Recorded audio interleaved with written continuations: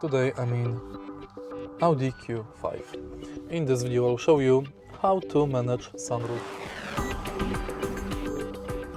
In the beginning, take a look at the roof of your car. Right here we've got this panel.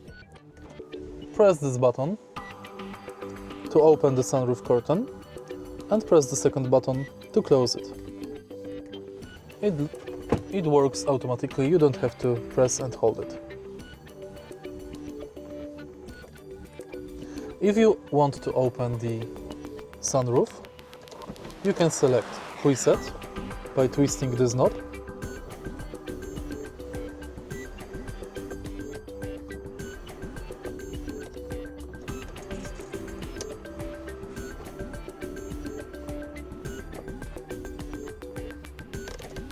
Or you can do it manually by pushing this knob.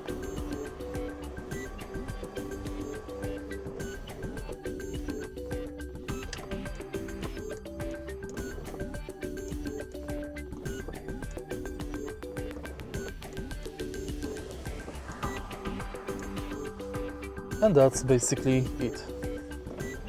If you find this video helpful, please leave like, comment and subscribe.